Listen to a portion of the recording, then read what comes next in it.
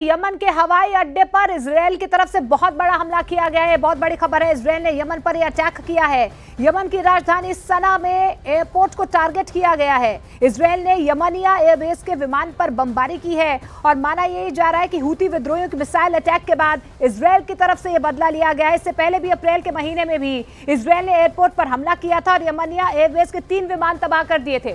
और एक सीधी तस्वीरें हम आपको दिखाने की कोशिश करें कि किस तरीके से इजरायल की तरफ से यहां पर ये जोरदार जबरदस्त अटैक किया गया है। माना यही जा रहा है ये यमनिया एयरबेस है जहां पर सिविलियन फ्लाइट को टारगेट किया गया है। और आप देखिए धुएं का गुबार आप देख पा रहे हैं कि किस तरीके से यहां पर अफरा तफरी का माहौल नजर आ रहा है। इससे पहले भी अप्रैल महीने में इजरायल की तरफ से इस तरीके का अटैक किया गया था। 3 विमान तब क्षतिग्रस्त हुए थे और आप देखिए एक बार फिर से यहां पर सिविलियन इस विमान को अटैक किया गया है। अफरा तफरी का माहौल आपको नजर आएगा। इसके अलावा देखिए रेस्क्यू ऑपरेशन लगातार यहां पर चलाया जा रहा है, लेकिन आप देखिए कि किस तरीके से यहां पर विमान के पर खच्चे उड़ गए हैं। ये अटैक कितना जबरदस्त भयानक हुआ है, इन तस्वीरों से कहीं ना कहीं ये तस्वीरें तस्दीक करती हुई नजर आ रही हैं। इजरायल ने यमन की राजधानी सना पर ये बहुत बड़ा अटैक किया है, लेकिन इस बीच जिस तरीके से ये तस्वीरें सामने आई है इसे इजरायल का बदला कहा जा रहा है, क्योंकि हूती विद्रोहियों की तरफ से जो बड़ा अटैक किया गया था, मिसाइल अटैक, उसके बाद इजरायल की तरफ से ये बहुत बड़ा हमला किया गया है। और डोनाल्ड ट्रंप ने ईरान से एटमी डील को फायदे का सौदा बताया है, लेकिन डील से पहले नेतन्याहू और ट्रंप की फोन पर तीखी बहस की रिपोर्ट सामने आ रही है। नेतन्याहू ने ट्रंप से एक बार फिर ईरान के परमाणु अड्डों को तबाह करने की मांग दोहरा दी है। वहीं अमेरिका से खबर है कि इजरायल किसी भी वक्त ईरान के एटमी अड्डों पर हमला शुरू कर सकता है।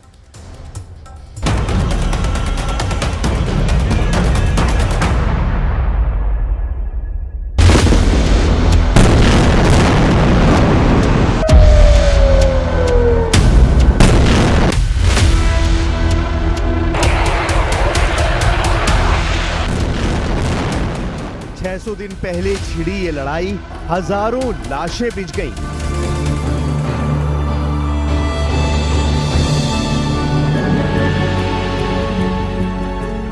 कई देश खाक हो गए, मगर ना युद्ध रुका, ना ही मौत का तमाशा। बम और बारूद के बाद भूख की त्रासदी गजा को दहला रही है।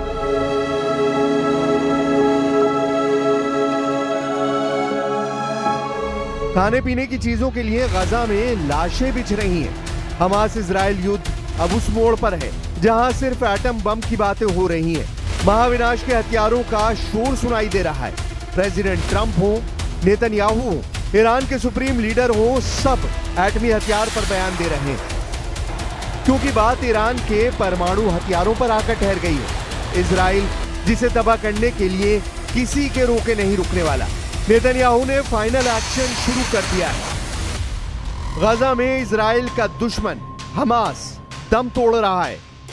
लेबनान में इजराइल का दुश्मन हिजबुल्ला बेदम हो चुका है। सीरिया में इजराइल के दुश्मनों का काम तमाम हो चुका है। इराक में इजराइल के दुश्मन कट्टर लड़ाके सरेंडर कर चुके हैं। यमन में हूती के होश अमेरिका और इजराइल ने उड़ा रखे हैं। तो क्या अब इजराइल असली दुश्मन पर हमला करने जा रहा है? क्या ईरान के एटमी अड्डों की तबाही शुरू होने वाली है? इजराइल ने जिसे टारगेट बनाया वो खल्लास हुआ। दुश्मनों की गिनती भी इजराइल नहीं करता। कोई भी आ जाए, कितना भी ताकतवर क्यों ना हो, इजराइल को जिसने छेड़ा है वो तबाह हुआ है। लेकिन ईरान ऐसा दुश्मन है जिसने इजराइल को जंगी जेट का जवाब हाइपरसोनिक मिसाइल से देता रहा है। ईरान ने इजराइल में घुसकर मारने की जुर्रत तक दिखाई है। एक बार नहीं, 2 बार ईरान इजराइल को दहला चुका है। ऑपरेशन ट्रू प्रॉमिस के जरिए ईरान ने नेतन्याहू को कभी भी सुकून से नहीं रहने दिया है।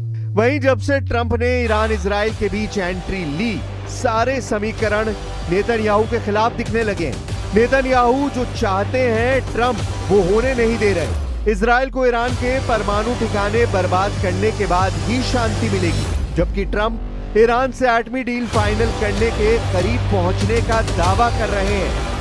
Will there be another round of talks soon? Very soon. The Iran talks. I can't tell you what's going to happen tomorrow. I can tell you the Iran talks have been going very well. Trump की उम्मीद कायम है। Trump को Iran की तरफ से green signal मिल रहे हैं। ईरान अपने एटमी अड्डे की IAEA के साथ अमेरिका की भी निगरानी के लिए राजी है। ईरान के न्यूक्लियर प्रोग्राम चीफ मोहम्मद इस्लामी ने कहा कि ईरान यूरेनियम संवर्धन जारी रखेगा। ईरान के लिए ये रेड लाइन है जिसे अमेरिका को क्लियर कट बता दिया गया है। یک گامی در جهت حل و فصل این دو مکان باقی مانده برداریم. قولیه که آقای گروسی داده و امیدوار هستیم که با گفتگوها و بررسی هایی که در میدان انجام میدن امروز یک گام رو به جلو داشته باشیم. प्रेसिडेंट ट्रंप पहले ही साफ कर चुके हैं कि ईरान उनकी तय की गई सीमा तक यूरेनियम बना सकता है। ईरान इसी बात को बार बार दोहराकर नेतन्याहू की टेंशन बढ़ा रहा है। ईरान एटमी डील की सबसे जरूरी शर्त न्यूक्लियर हथियार के ईंधन यूरेनियम के संवर्धन को बताना नहीं भूलता। ईरान का स्टैंड क्लियर है कि वो परमाणु प्रोग्राम को बंद नहीं करने वाला। موضوع غنیسازی به عنوان بخش لاینفک انرژی هسته‌ای صلح‌آمیز و صنعت هسته‌ای جمهوری اسلامی ایران حتما باید حفظ بشه. ما به هیچ عنوان مجاز نیستیم که در این مورد کوچکترین نرمشی نشون بدیم و بنابراین پیشنهادهایی که مطرح میشه از طرف‌های مختلف از جمله عمان قاعدتاً این خط قرمز خیلی پررنگ ما رو حتما مد نظر قرار خواهد داشت. ये बात नेतन्याहू को मंजूर नहीं है। इसी वजह से ईरान अमेरिका के बीच जारी एटमी डील के बीच ही इजराइल कुछ बड़ा प्लान कर रहा है। न्यूयॉर्क टाइम्स की रिपोर्ट के मुताबिक इजराइल किसी भी वक्त ऐसा हमला बोल सकता है जिसका निशाना ईरान के न्यूक्लियर सेंटर होंगे। इजराइल शॉर्ट नोटिस पर ईरान की एटमी साइट पर एक साथ धावा बोल सकता है जिससे अमेरिका को उसे रोकने या बीच बचाव का वक्त ही ना मिल पाए। इजराइल के हमले की आशंका प्रेसिडेंट ट्रंप को भी है, इसीलिए उन्होंने नेतन्याहू को न्यूक्लियर डील में खलल न डालने के लिए आगाह कर रखा है। लेकिन इजराइल करता वही है जिससे उसके दुश्मन दहले। अपनी सिक्योरिटी के लिए इजराइल किसी भी हद को लांघ जाता है। ईरान को अच्छी तरह ये बात पता है, इसीलिए ईरान की तरफ से धमकियां दी जा रही हैं। नई धमकी अलग अंदाज में दी गई है। कैमरे लगे थे, बड़ी स्क्रीन लगी थी, सामने हॉल में ईरान सेना के अफसर बैठे थे, कई राजनेता भी मौजूद थे। मंच पर ईरान के रेवोल्यूशनरी गार्ड के चीफ हुसैन सलामी गरज रहे थे। ये भाषण बड़ी स्क्रीन पर दिखाया जा रहा था। खामनेई के सिपह सालार ने जो कहा वो सीधी धमकी है। धमकी एटमी बम बनाने की, इजराइल को तबाह कर डालने की। हुसैन सलामी ने ऐलान किया कि वो हर तरह के युद्ध के लिए तैयार है। युद्ध के मैदान में इजराइल अकेला हो या फिर महाशक्तियों की संयुक्त सेना, ईरान झुकेगा नहीं। ईरान दुश्मनों से भिड़ेगा भी और जीतेगा भी। کمینگاهیم منتظریم اگر غلطی بکنند بیدرنگ پاسخهایی دریافت خواهند کرد که تمام گذشته خود را فراموش کنند. ईरान न कभी इजराइल से डरा है और ना ही अमेरिका से। ट्रंप से न्यूक्लियर डील भी ईरान अपनी शर्तों पर कर रहा है। ट्रंप ने ईरान की ज्यादातर मांगे मान ली है, जिससे ईरान के हौसले बुलंद हैं। खासकर ट्रंप के खाड़ी के दौरे के बाद ईरान को लगने लगा है कि नेतन्याहू और ट्रंप में दूरियां बढ़ गई हैं। टाइम्स ऑफ इजराइल की रिपोर्ट में बताया गया है कि सोमवार को ट्रंप नेतन्याहू की फोन कॉल में तीखी बहस तक हुई है। चैनल 12 न्यूज के मुताबिक बातचीत में ट्रंप और नेतन्याहू कई मसलों पर असहमति जताते रहे। ट्रंप ने नेतन्याहू से दो टूक लहजे में कहा कि वो ईरान के साथ कूटनीतिक समाधान चाहते हैं। कथित तौर पर ट्रंप ने फोन कॉल पर दावा किया है कि वो ईरान के साथ फायदे का सौदा करने वाले हैं। वहीं नेतन्याहू इस बात पर डटे रहे कि ईरान के पास एटम बम नहीं होना चाहिए। ट्रंप नेतन्याहू की हॉट टॉक के अपडेट के बाद ईरान ने नेतन्याहू को डायरेक्ट धमकी दे डाली है। ईरान के कमांडर इन चीफ ने तो ये तक कहा है कि दुनिया के सबसे ताकतवर दुश्मनों से भी वो मोर्चा लेने के लिए तैयार है। ये इशारा किसके लिए है समझना मुश्किल नहीं है। به مقامات آمریکایی هم میگوییم ما برای هر سناریویی آماده هستیم.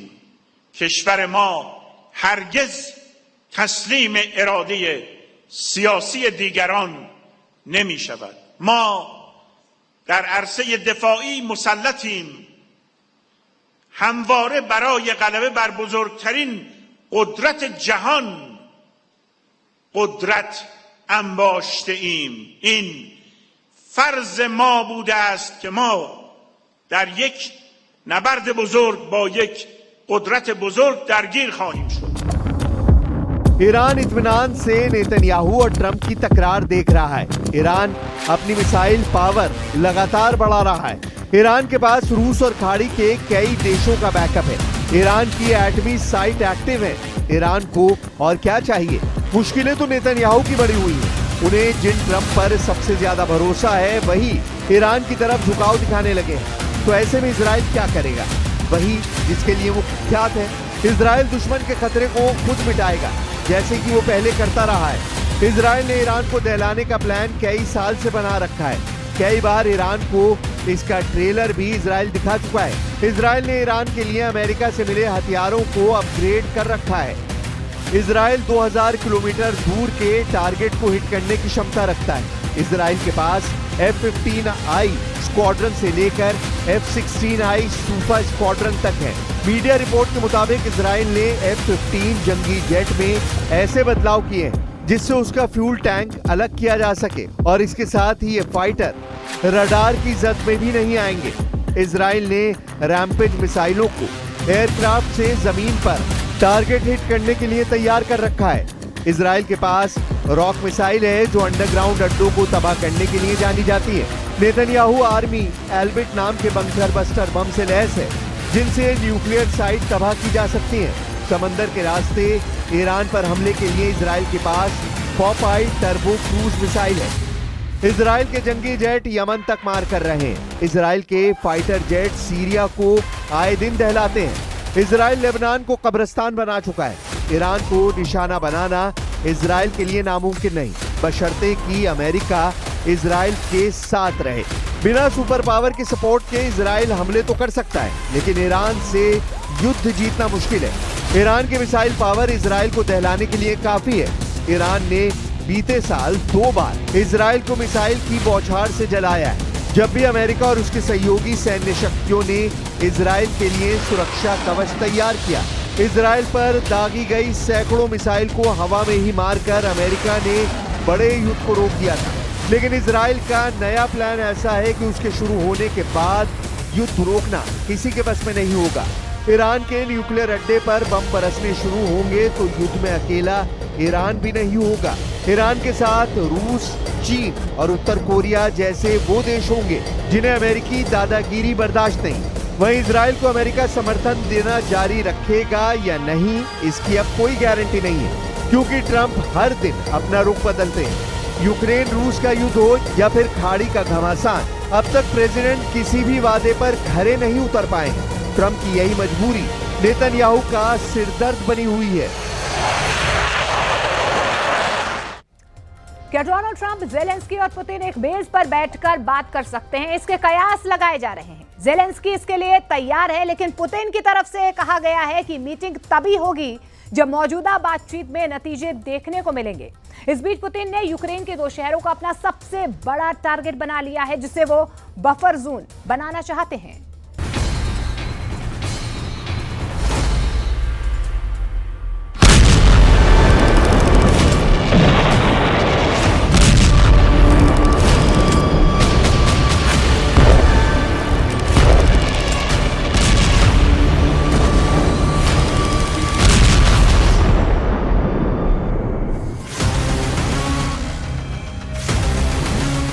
यूक्रेन में खूनी मंगलवार है।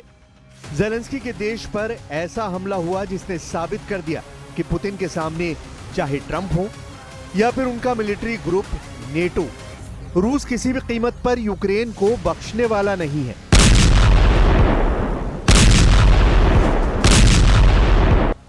ये पुतिन का लगातार सबसे बड़ा प्रहार है। मंगलवार की रात को खार्किव पर ऐसा हमला हुआ कि आग बुधवार की सुबह तक दहकती रही।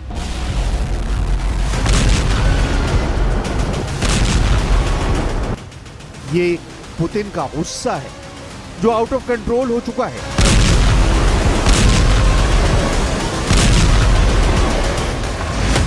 लेकिन इससे भी बड़ी खबर यह है कि अब पुतिन, ट्रंप और जेलेंस्की एक टेबल पर बैठकर बात कर सकते हैं। ऐसा दावा पुतिन के प्रवक्ता ने किया है।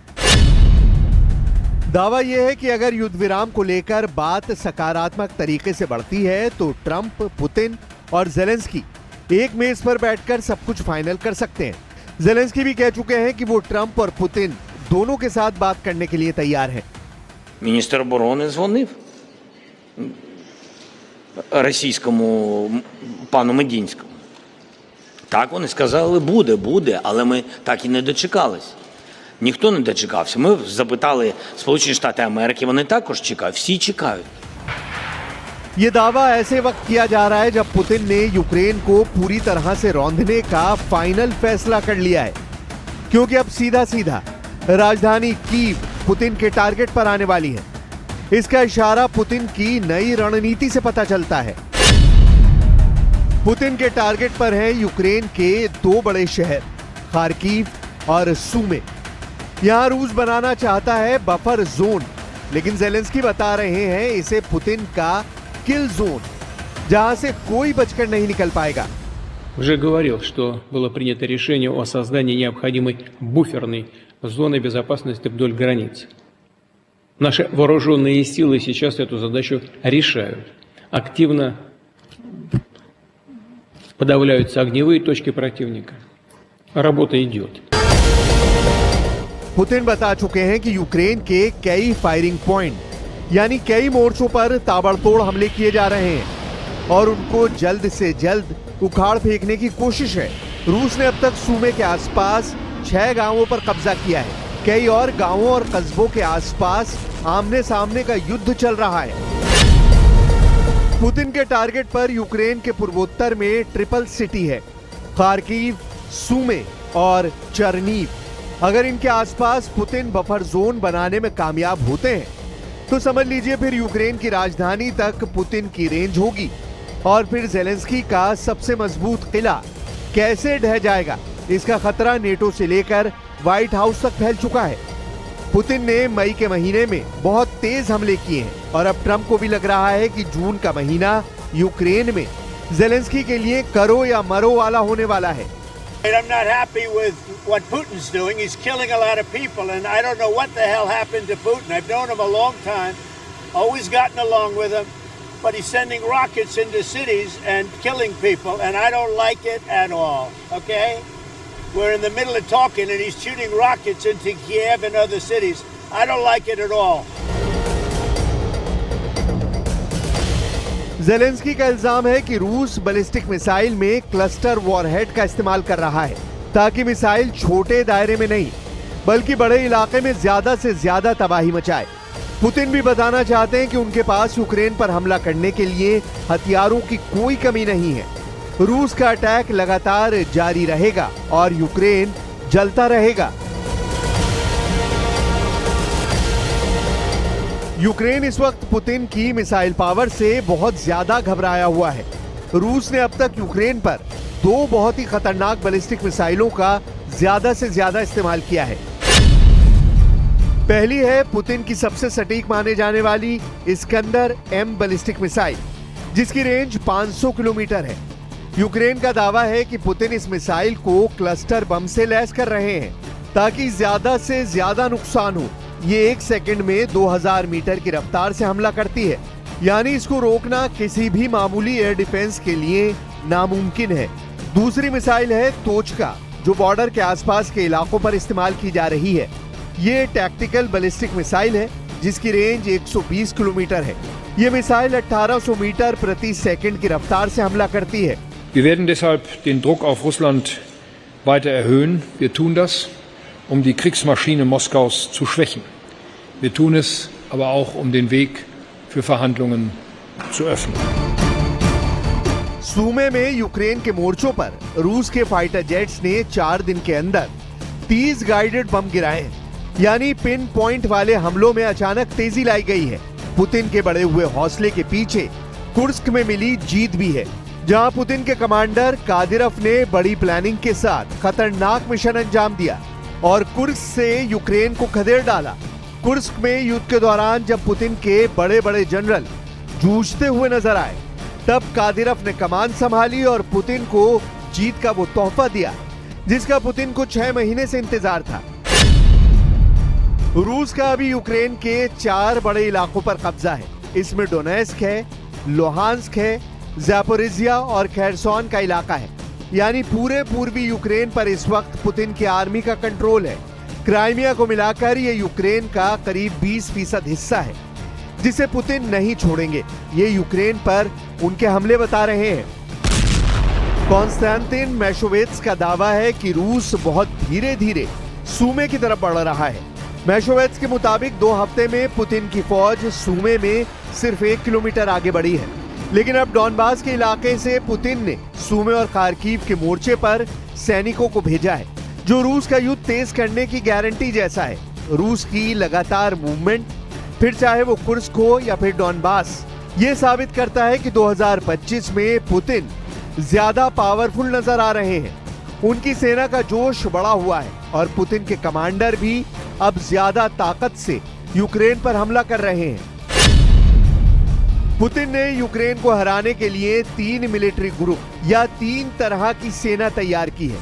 पहली है पुतिन की अपनी रशियन सेना, दूसरे है उत्तर कोरिया की फौज, जो किम जोंग उन ने पुतिन के लिए यूक्रेन के फ्रंट पर भेजी है, और इस वक्त ये सैनिक रशियन आर्मी के साथ मिलकर लड़ रहे हैं। और तीसरी है रमजान कादिरव की चेचन फोर्स, जो उस मिशन में शामिल होती है जिसके आगे बाकी सेना जूझती हुई नजर आती है। पुतिन की सेना अब छोटी छोटी टुकड़ियों में हमले कर रही है और कई जगह वो मोटरसाइकिल पर सवार होकर भी अटैक कर रहे हैं। पुतिन की तीनों सेनाओं के पास उन इलाकों में ऑपरेशन की जिम्मेदारी है जो यूक्रेन के अंदर ही नहीं बल्कि दूसरे मोर्चों पर भी हो रहे हैं। रूस की सेना इस वक्त 1000 किलोमीटर के मोर्चे पर यूक्रेन के साथ लड़ रही है। खार्किव से खेरसोन तक फ्रंट एक्टिव है और रूस किसी मोर्चे पर ज़ेलेंस्की को डिस्काउंट नहीं देना चाहती। पुतिन की तरफ से ऑर्डर साफ है कि अब यूक्रेन को हराने से कम किसी बात पर फैसला नहीं होगा। ये बात ज़ेलेंस्की को भी अच्छी तरह मालूम है, लेकिन सूमे और खार्किव का मोर्चा कब ढह जाएगा, इसका डर यूक्रेन की मिलिट्री लीडरशिप में ऊपर तक फैला हुआ है। ज़ेलेंस्की को घेरने के लिए रूस ने 1.5 लाख सैनिक तैनात करने की तैयारी कर ली है। ये खबर यूक्रेन के सूत्रों से पता चली है। इनमें 15 इन्फेंट्री डिवीजन है। एक डिवीजन में 10,000 सैनिक होते हैं। अगर ऐसा हो रहा है तो साफ है कि पुतिन सीज फायर नहीं, अब यूक्रेन पर डबल फायर करना चाहते हैं।